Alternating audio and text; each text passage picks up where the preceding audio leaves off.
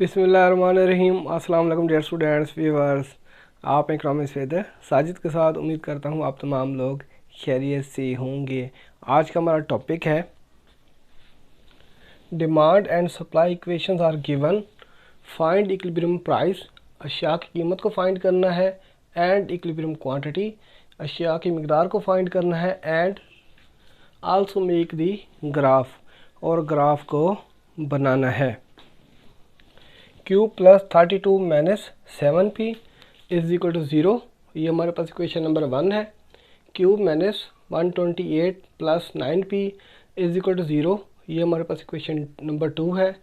QD is equal to QS, तलब बराबर है रसद के, जिसे हम इक्विलिब्रियम कंडीशन कहते हैं।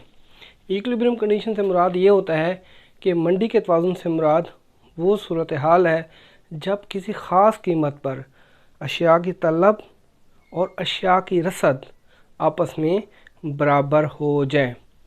इस क्वेश्चन को डीपली सॉल्व करेंगे। पहले डिमांड फंक्शन लिखते हैं। QD is a function of price. QD dependent है, QD यानी सार्फिन डिपेंडेंट है और प्राइस इंडिपेंडेंट है। जब प्राइस इंक्रीज़ करती है तो अशिया की तलब डिक्रीज़ कर जाती है, यानी कम हो जाती है। जब प्राइस डिक्रीज़ करती है तो अशिया की तलब में इजाफ़ा हो जाता है। इनकी डायरेक्शन देखें, अपोजिट है। जब प्राइस बढ़ती है तो अशिया की तलब कम हो जाती है, यानी जब अशिया की कीमतें इंक्रीज़ करती हैं तो जो सार्फिन की जो परचेजिंग पावर है, ख़रीदने की इस्तात है, वो कम हो जाती है। यानी सार्फिन को ज़र यानी पैसे ज़्यादा देने पड़ते हैं और चीज़ें कम मिलती हैं। जब प्राइस डिक्रीज़ करती है तो अशिया की तलब में इजाफ़ा हो जाता है, यानी जब किसी अशिया की कीमतें कम हो जाती हैं तो अशिया की तलब में इजाफ़ा हो जाता है, क्योंकि सार्फिन की जो परचेजिंग पावर है वो बढ़ जाती है, यानी सार्फिन की हकीकी आमदनी में इजाफ़ा हो जाता है।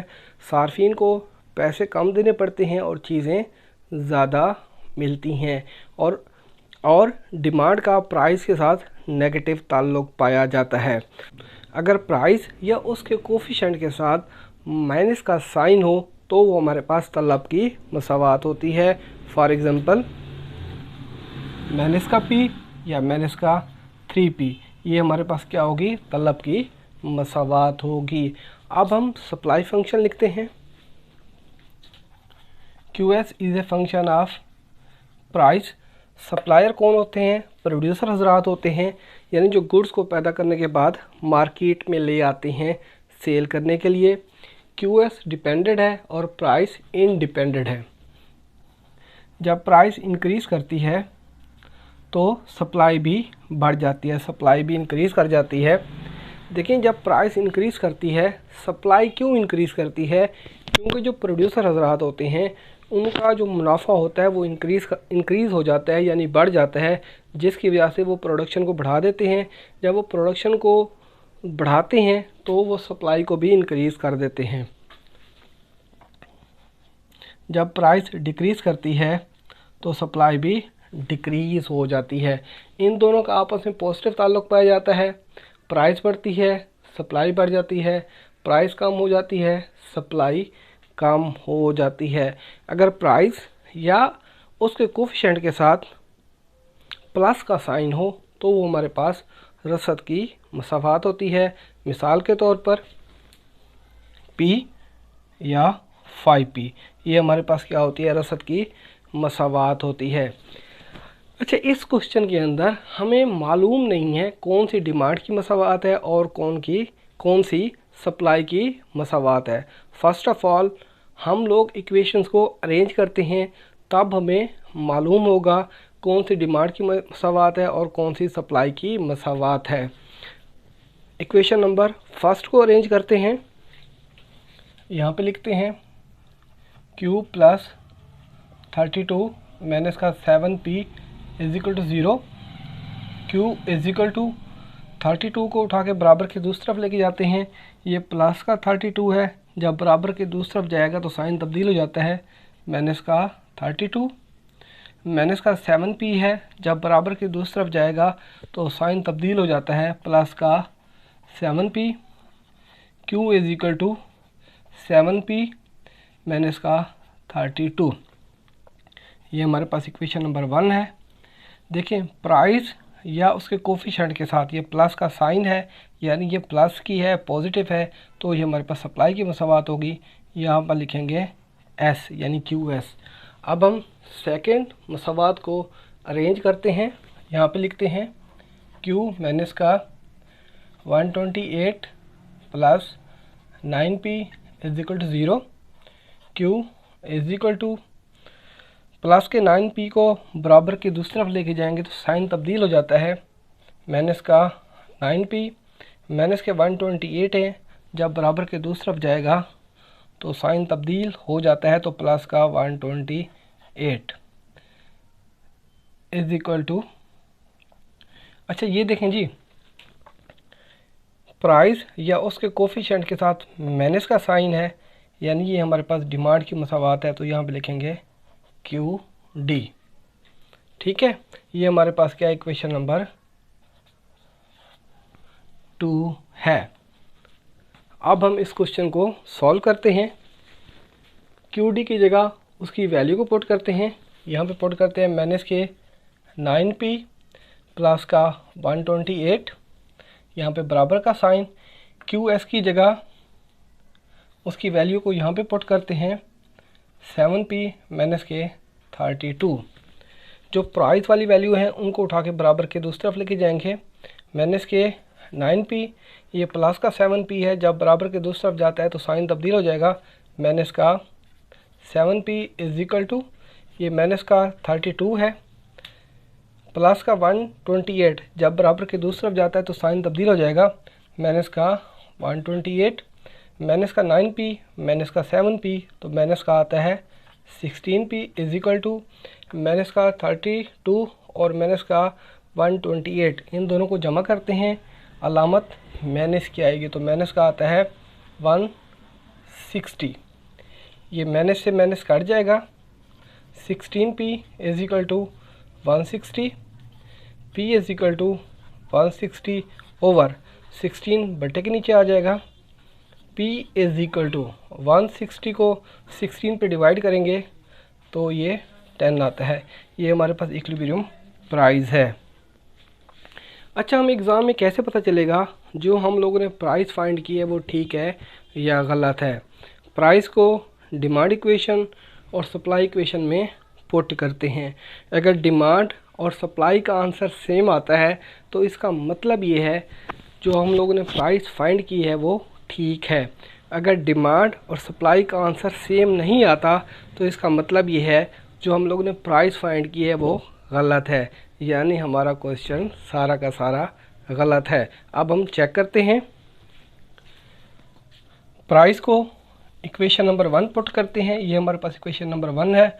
Now putting the value of P in equation 1 यहाँ पे लिखते हैं QS is equal to 7p minus का 32, QS is equal to 7, p की जगह यहाँ पे 10 पुट कर देंगे, 10 माइनस के 32, QS इज इक्वल टू 10 को 7 से मल्टीप्लाई करते हैं तो 70 आता है, माइनस के 32, QS इज इक्वल टू 70 में से 32 को लेस करते हैं तो 38 आता है, यानी सप्लाई का आंसर क्या है 38 है।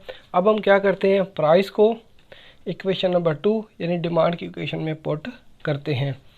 यहाँ पे डिमांड इक्वेशन लिखते हैं QD is equal to minus के 9p प्लस का 128, QD is equal to minus के 9, p की जगह 10 को पुट करते हैं, 10 प्लस का 128, QD इज इक्वल टू 10 को माइनस के 9 से मल्टीप्लाई करेंगे जमा नफ़ी नफ़ी तो माइनस का आता है 90 और प्लस का 128, QD is equal to plus के 128 में से माइनस के 90 को लेस करते हैं तो प्लस का आता है 38।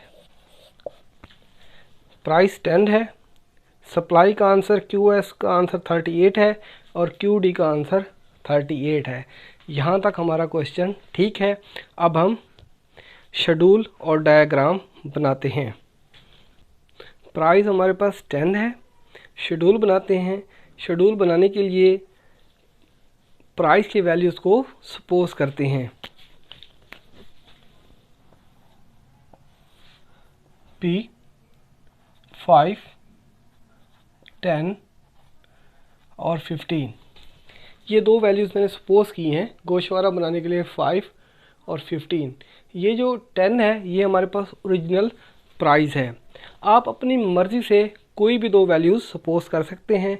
प्राइस 10 है तो 9, 10, 11 भी कर सकते हैं, 8, 10, 12 भी कर सकते हैं। आप अपनी मर्ज़ी से कोई भी दो वैल्यूज़ सपोज कर सकते हैं गोशवारा बनाने के लिए। जब गोशवारा बन जाएगा तो फिर डायग्राम बनाएंगे। यहाँ पर मैंने 5 और 15 दो वैल्यूज़ को सपोज किया है गोशवारा बनाने के लिए। पहले सप्लाई की क्वेश्चन लिखते हैं। यहाँ पे QS is equal to 7P minus का 32, QS is equal to 7P, P की जगह 5 को पुट करेंगे ये गोशवारे की वैल्यूज़ को फाइंड करने के लिए। यहाँ पे QS लिखते हैं और यहाँ पे QD लिखते हैं।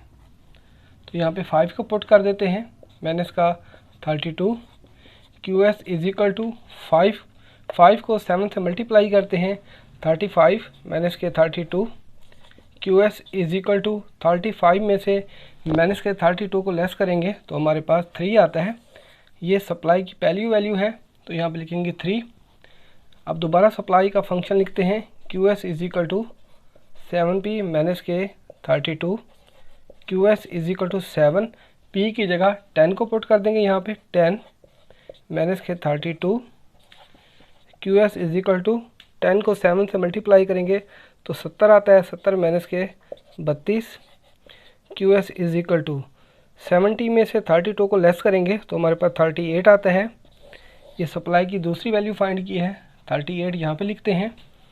सप्लाई की क्वेश्चन दोबारा लिखते हैं, QS इज इक्वल टू, ये सारा का सारा एग्ज़ाम में आप लोगों ने प्रोसीजर करना है, 7P माइनस के 32, QS is equal to 7P की जगह 15 को पुट कर देते हैं, ये 15 माइनस के 32, QS इज इक्वल टू 15 को 7 से मल्टीप्लाई करते हैं तो 105 आता है, 105 माइनस के 32, QS इज इक्वल टू 105 में से 32 को लेस करेंगे तो हमारे पास आता है 73।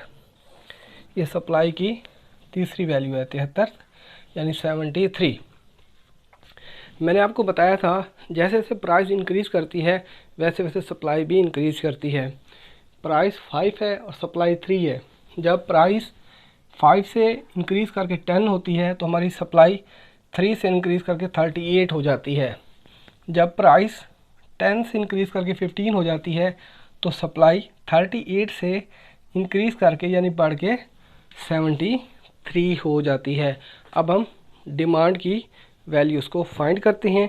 डिमांड की इक्वेशन लिखते हैं यहाँ पे, QD is equal to minus के 9P प्लस का 128, QD is equal to minus के 9P, P की जगह 5 को पुट करेंगे, 5 हम लोगों ने सपोज किया था, प्लस के 128, QD is equal to minus के 9 को 5 से मल्टीप्लाई करते हैं तो माइनस का आता है 45 प्लस के 128, QD इज इक्वल टू 128 में से माइनस के 45 को लेस करते हैं तो प्लस का आता है 83।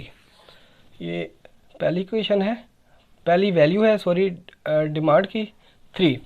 अब हम क्या करते हैं, सेम डिमांड इक्वेशन दोबारा यहाँ पे लिखते हैं, QD is equal to minus के 9P प्लस के 128, QD is equal to minus के 9P, P की जगह 10 को पुट कर देंगे, 10 प्लस के 128, QD इज इक्वल टू 10 को माइनस के 9 से मल्टीप्लाई करते हैं तो माइनस का आता है 90 प्लस के 128, QD इज इक्वल टू 128 में से माइनस के 90 को लेस करते हैं तो 38 आता है, ये 38।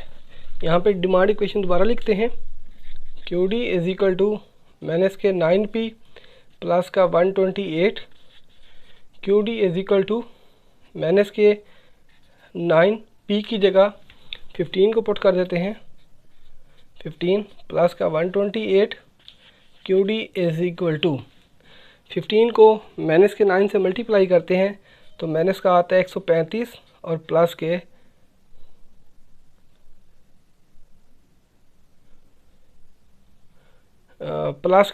एक सौ पैंतीस और प्लस का आता है 128।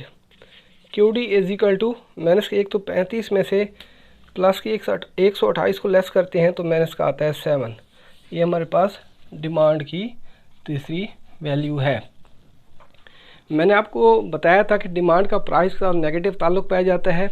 जैसे जैसे अशिया की कीमतें बढ़ती हैं वैसे वैसे तलब कम होती चली जाती है। प्राइस 5 है और तलब 83 है। जब प्राइस 5 से बढ़कर 10 होती है तो जो हमारी डिमांड है वो 83 से डिक्रीज़ होकर 38 हो जाती है। जब प्राइस 10 से इंक्रीज़ करके 15 होती है तो डिमांड 38 से डिक्रीज़ होकर 7 हो जाती है।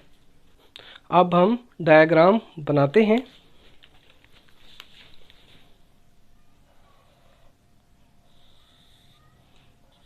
ओ Q D is equal to Q S और ये हमारे पास क्या है प्राइस 5, 10, 15। ये प्राइस 5, 10, 15, 20। एक वैल्यू मैंने बढ़ाई है लेकिन हम लोगों ने 15 तक काम करना है।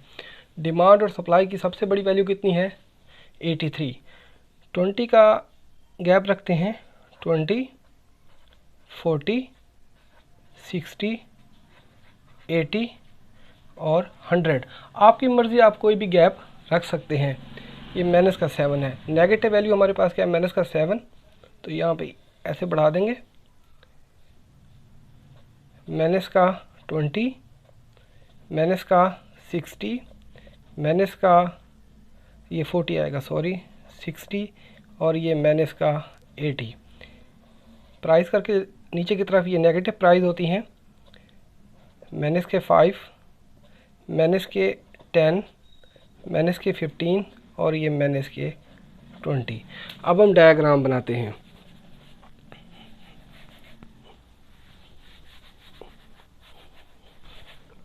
यहाँ पे भी लिखेंगे Q D is equal to Q S और नीचे ये प्राइस। प्राइस हमारे पास 5 है और सप्लाई हमारे पास क्या है 3 है। 5 के सामने 3 के ऊपर यहाँ पे आ जाएगा एटलीस्ट कुछ करीब 3, 20 से बिल्कुल नज़दीक यहाँ पे कैसे डॉट का निशान लगा देंगे। प्राइस 10 है और सप्लाई कितनी है 38। 10 के सामने 38 के ऊपर ये 40 है, थोड़ा सा 40 से यहाँ पे थोड़ा सा पीछे करके ऐसे डॉट लगा देंगे। प्राइस हमारे पे 15 है और सप्लाई कितनी है 73। 15 के सामने और 17 3 के ऊपर ये 60 है। 80 से थोड़ा सा इधर थोड़ा सा पीछे करके ऐसे निशान लगा देंगे, 73 ये आ जाएगा। इन वैल्यूज़ को मिला देंगे, यानी इन पॉइंट्स को मिला देंगे। ये हमारे पास सप्लाई है क्यू एस, ठीक है। अब हम डिमांड का डायग्राम बनाते हैं। प्राइस हमारे पास 5 है और डिमांड कितनी है 83। 5 के सामने 83 के ऊपर ये 80 से थोड़ा सा आगे ऐसे कि डॉट का निशान लगा देंगे, ये हो गया जी। प्राइस हमारे पास 10 है और डिमांड कितनी है 38। 10 के सामने 38 के ऊपर यानी 40 से ये 40 है ना, 40 से थोड़ा सा पीछे यहाँ पे डॉट लगा देंगे। प्राइस हमारे पास 15 है और डिमांड कितनी है माइनस के 7। ये है जी माइनस के 7, तकरीबन यहाँ पे ये 15 के सामने और 7 के ऊपर। ये हम बैक जाएंगे, यहाँ पे ये नेगेटिव आ जाएगा। अब हम क्या करेंगे, इन पॉइंट्स को मिला देंगे।